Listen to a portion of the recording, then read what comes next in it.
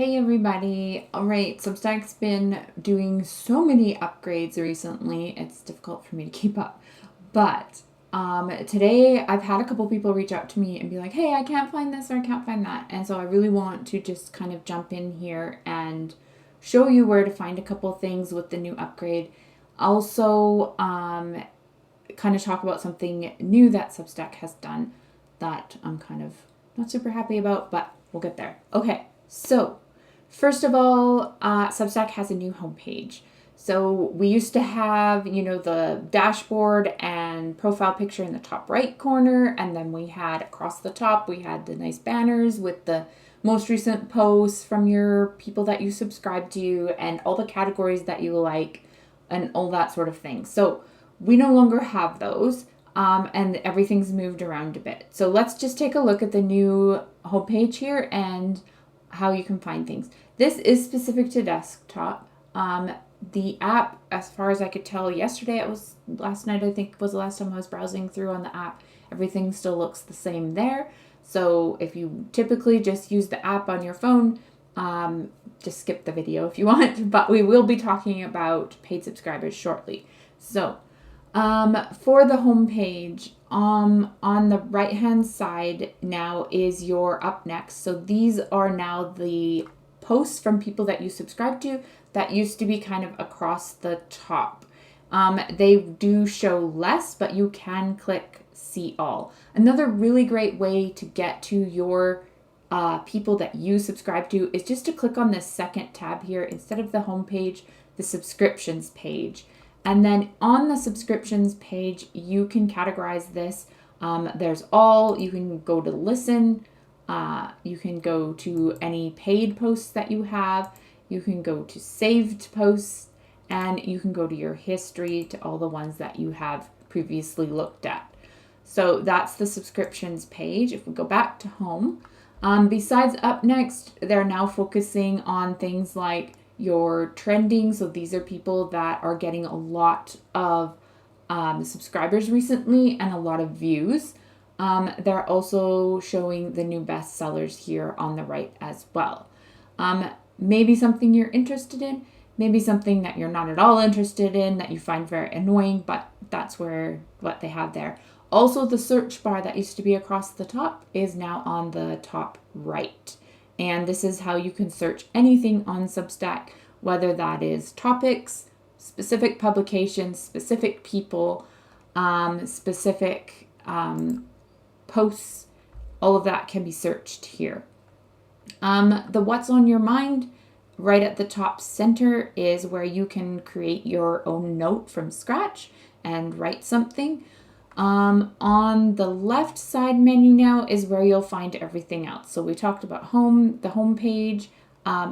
Before I move over to the left, your categories are now under the For You, but they are kind of removing the ability to really search the categories. So it's now very important that you go into your profile and go to your content preferences and into to manage interests. Anything that you give a thumbs up to will show more in this main feed down the center.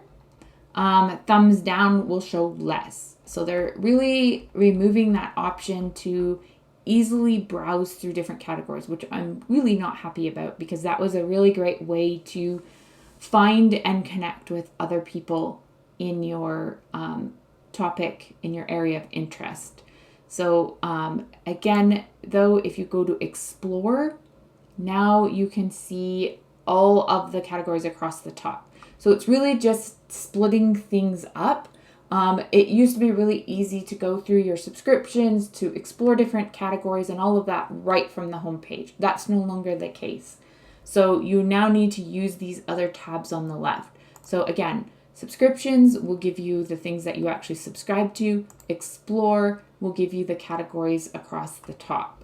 And I don't seem to be able to easily get through here. Not impressed. So make sure that you kind of have, maybe think about, let's see here, 1, 2, 3, 4, 5 subcategories that are really important to you, and make sure those are the ones you give a thumbs up to and leave everything else blank. And then those will be the ones that show up across the top banner here. Hopefully this will scroll. Maybe it's just a little bit glitchy at some point. So this is the Explore tab, and I can see some different things here, but I can also go to architectural design and scroll through posts related to that specifically, right?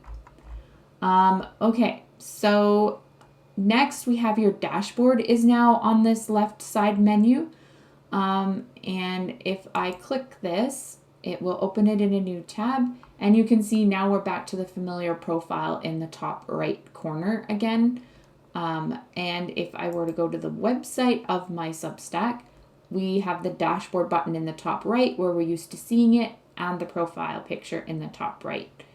But going back to the first tab here, so that's the dashboard, and then below that is the profile. This will just pull up my profile here in the center. And on the left side menu at the very bottom under more, this is where I can now find my settings. Of course, when I'm on my dashboard, settings are still underneath the profile picture. So like I was saying, it's really important that you go through your, actually we'll just go there. So if I click on settings, and then I scroll past my publications and subscriptions, notifications, down to content preferences, and I want to go to manage interests. And then this is where I want to go through and make sure I give a thumbs up to the most important categories to me only, at least until they fix the glitchiness of being able to scroll right and left through that banner on the Explore tab. And then that would be useful, more useful that way. Okay, so that is the basics there. Now, the other thing I wanted to mention is that on Substack, they have now added this little icon, whatever you want to call this, 5-petaled flower or something, beside people who are a paid subscriber to some publication. And, you know, if you click on, or if you hover over it, it says, like this one, Sue Sanger, PhD, subscribes. Because we just need to know that this person is a paid subscriber to specific Substacks. And that makes this person somehow, like, we want to know that. They want it shared. I don't know if they want it shared, right? So anyway, here's the thing. You can't hide whether or not you're a paid subscriber, but you can hide who you're a paid subscriber to if you want to. So for example, this person, I can see the length of their subscription and who they're subscribed to, as well as some private ones. But what I can do is I can go down to my settings, and I can once again, because you can notice that you did not see that beside my name, but I actually am a paid subscriber to a few publications. And that's because I have hidden that.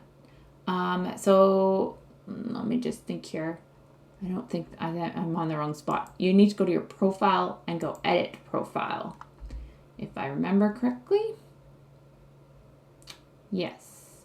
So control which of your subscriptions appear on your profile. You can hide all, you can make all public, or you can scroll through and toggle off some and on some. Totally up to you. And then with same thing with ones that you write, of course. So that is your basic run through of how to hide that if that's something that's important to you. My personal belief is that it is something they should have checked with people on. We should be able to opt out of having paid subscribers show up beside our name, because that seems to me to be a bit of a breach of privacy. But you can at least make which ones you subscribe to private, just because you're a private person, or because maybe it's not something that aligns with what you're writing about. just whatever your reasons are. It doesn't really matter, but you shouldn't have to have that displayed. All right, so that is everything for today. And I just wanted to run through those couple things. There are more upgrades that have been done, and I will have more videos coming out this month on the different upgrades. Please leave a comment if you need any more details about either of those items. And that is everything for now. Thanks for joining me.